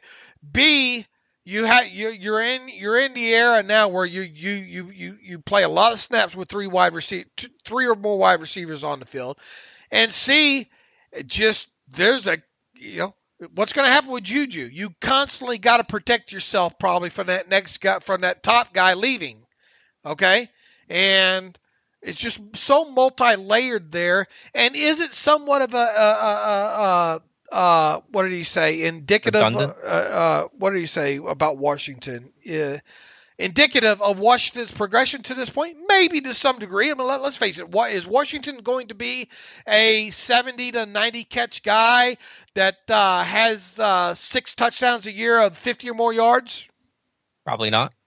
All right, so maybe it is somewhat indicative there of him. But I think the wide receiver position is a lot different talking about a running back one, and especially when it comes to depth.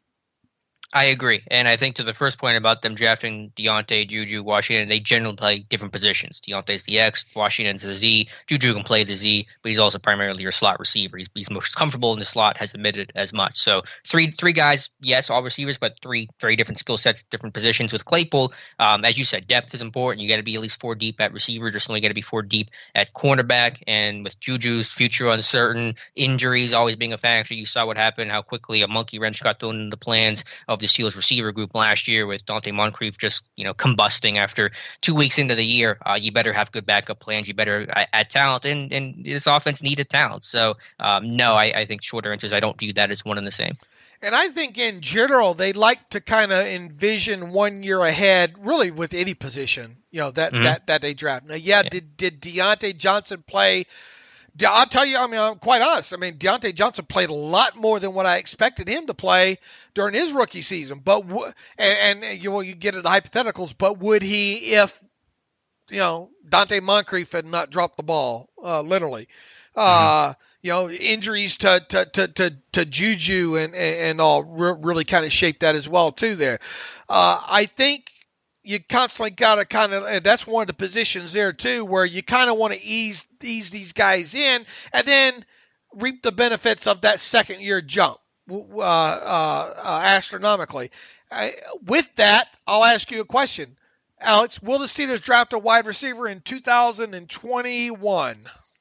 Probably. It's like you said, it's Kevin Colbert's MO, and certainly if Juju's gone, I think that they will. So, yeah, they probably will. Maybe it won't be as high. Maybe it'll be more of a day 3 type deal, but I think they will. I heard the receiver class next year is supposed to be really good as well. I haven't scratched it yet, so I don't know. But, Devin, I know that's kind of a long way to answer the question there, but I think any year that the Steelers don't draft a wide receiver is pretty, going to be pretty rare thing moving forward. Mm-hmm. And just last point, again, remember in this class, you were picking so late in the draft, and so you just wanted to find talent and didn't have a glaring need. You were just trying to get someone who's going to help your team maybe this year and just try to get the best player available, as cliche as that sounds. So you didn't have that need where you had to take like an inside linebacker last year. You had to do it. So you could just really focus on talent. The receiver class was talented this year, and so that's what made sense for them at that spot. And like I wrote ahead of the draft, you might as well expect them to draft one of the first 2 picks, and that's exactly what they did.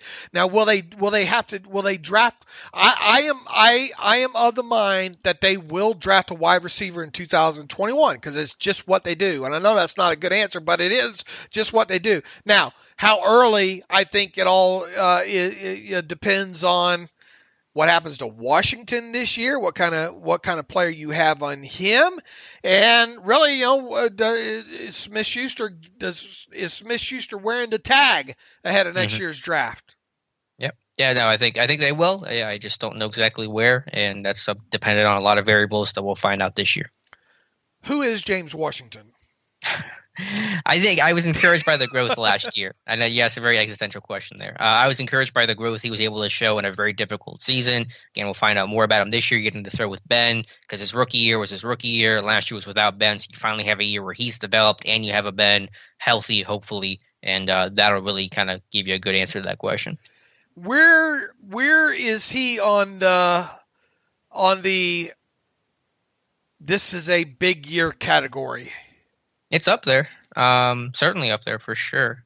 I don't know if it's quite as much as, say, a Terrell Edmunds, and even in one sense a Mason Rudolph. Obviously, Washington will play more and be counted on more to have a bigger role than Rudolph. But, it's a big – he's got to continue to show growth for sure. He's got to continue to make plays downfield and be that vertical receiver. And, of course, he'll never be that 80-catch guy because of the nature of the position he plays is that Z receiver that's primarily going deep that, artificially limits your ceiling. But he's got to be that 40 to 50-catch guy who's averaging, 16 yards per catch plus and a couple of big touchdowns. He's got to be everything you wanted Marcus Wheaton to be plus a little more, I think. It's a good way to frame it. I think that's kind of where we're at with him. I think can he do the 50 catch thing? Yeah, he had 44 last year. I think he can be around 40 to 50 receptions.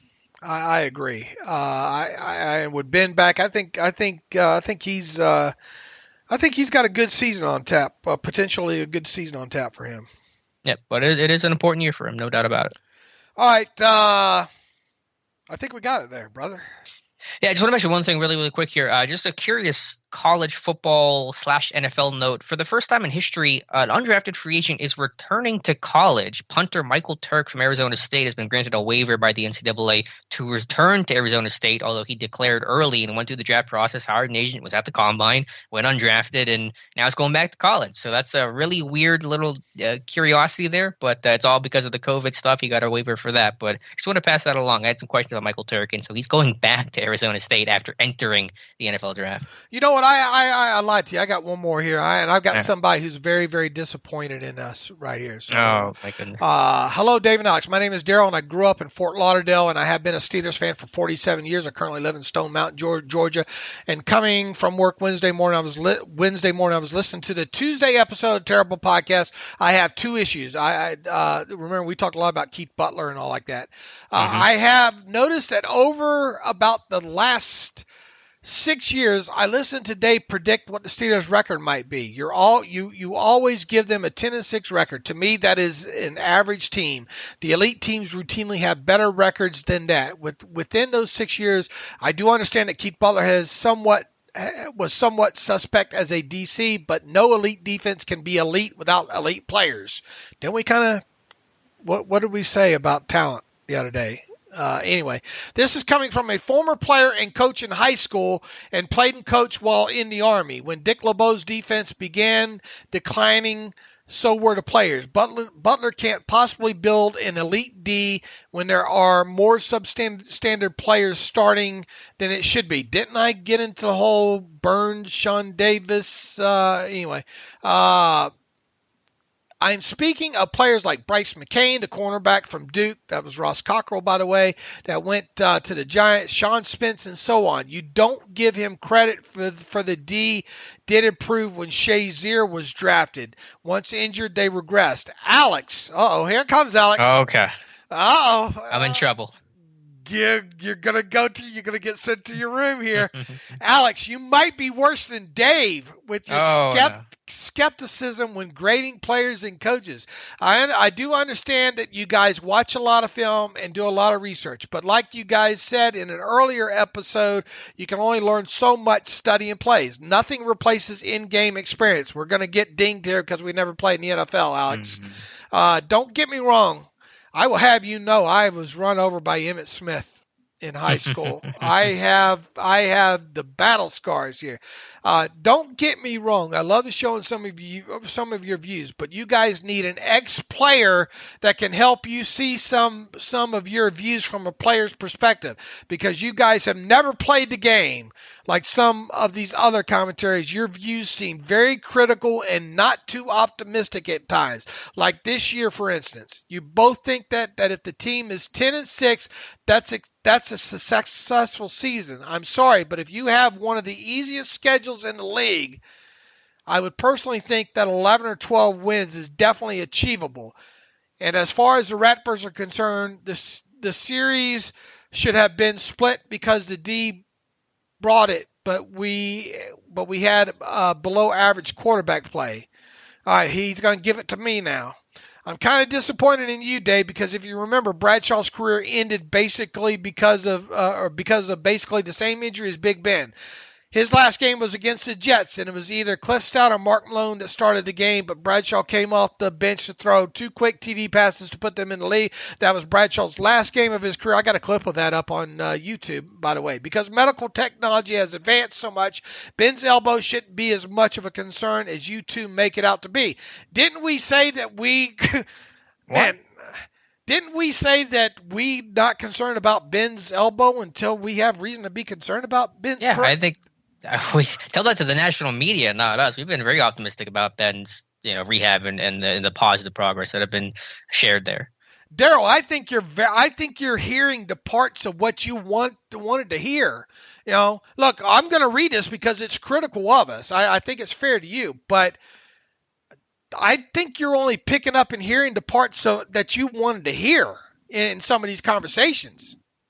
In regards to the 10-6 comment, I'll just speak for myself. I mean, I said that is the floor. If you have a defense that plays similar to last year and a healthy Ben, that is the floor is 10 wins. And I said if you add other things like Juju playing well, staying healthy, James Conner especially staying healthy, playing well, some other young guys contributing, then you start stacking 11, 12 wins. So I view 10-6 as the floor. I didn't call that a successful season. I just said that is the minimum expectation if you get a healthy, competent Ben and a defense that played pretty close to what it did last year. So that was my framing of the record. And what have I said about it? Reframe what I've said. Well, I mean, you said about 10-6. I mean, I think it's pretty. I think we're just kind of doing the joking thing of 10-6 because that's what most fans end up giving. But I think you've admitted that, or have said the Steelers can certainly do better than 10-6. I think we're kind of been lockstep in the sense of like 10-6 should be the floor for this team, and they certainly can go higher than 10-6. I have said basically that fans should, if 10-6 should be the minimum expectation for this team. Mm-hmm. Barring an extreme amount of injury, this is to me is a 10-6 to 13-3 team. Right. You know, I don't see. I mean, look, I choose 10-6 is so damn safe. You know, because that's how many times has this team gone 10-6. Mm-hmm. How many times has this team gone 10-6 when they should have gone 13-3? Yeah, probably too many. You know, how many times have they gone 14-2 or 13-3 when they were supposed to go 10-6 though? Mm-hmm. Yeah, I got you. I mean, look, us putting a number on it, I mean, this early out, to me, I think this is a 10 to 13 win team. How is that? I mean, to go down and pick out every game and say this team is going to be 11-5, you know, I mean, so many things happen during the season. I think it's best to start with a floor, okay? And I think 10 wins is the absolute floor where people, you know, if they don't hit that, people should be throwing things out their office window, you know, jumping out the window type of thing. How many times have I said, man, this defense it should be lights out, man. Right. And if this offense gives you anything more, you know, more than what it gave you last year, then you're building on a 10-win aspect of this, I think. Yeah. Again, if you don't win at least 10 games and either Ben the rehab just didn't take, he's just not the same guy, or the defense took a major step back for some sort of unknown, unforeseen reason. He says, I do understand not getting your hopes too high, but at times you guys come off as a couple of Debbie Downers. You know what? I'm going to still do a podcast probably for foreseeable future. I'm still going to blog. I think Alex is too, regardless of what the Steelers do versus my expectations. Which I think are higher than what's being framed. To the other point about Keith Butler, I mean, fair point. There's nothing I can do about not playing the games. I mean, I can't go back and change that. I always welcome players. You know, we have Owen, who we hired a couple weeks ago, who plays cornerback right now. We've gotten his opinion and expertise on some of the DB breakdowns that he's done. So we're always open to having that outside conversation and with players people that have played the game. I mean, I have no issue with having that conversation. Specifically, though, I don't think that makes us pessimistic. I mean, that was what I think the point he was trying to make was that, you know, we're pessimistic about Keith Butler because we haven't played the game and all that stuff. I've shown the issues that Butler had that were not related to talent. You know, putting a linebacker on Keenan Allen is not related to a talent issue. Playing dime defense on the goal line when the Saints are in like 23 personnel is not an issue of talent. That is a coordinator issue. So I think I've been able to separate the two. And I said I gave Butler credit last year because the defense did get better, obviously, and Butler himself got better as well. Playing Sean Spence over L.J. Fort. Yeah, moving Arthur Moats to inside linebacker over playing L.J. Fort was those were just mistakes. And those were mistakes those were things that those weren't result-orientated opinions, right? Because I know I was calling for Fort to be that guy. You know, I was wondering why the hell are you going to bring a guy like Sean Spence off the street and expect, you know, and look, big shoes to fill for Ryan Shazier, period. All right. Sure. But you know, Daryl, look, we come off as a couple of Debbie Downers. Alex and I don't think are ever going to be accused of being not only former football players but former cheerleaders. You know, I don't look good in a skirt. I know that for a fact. By the way, Long Okay. story. Not gonna But touch that.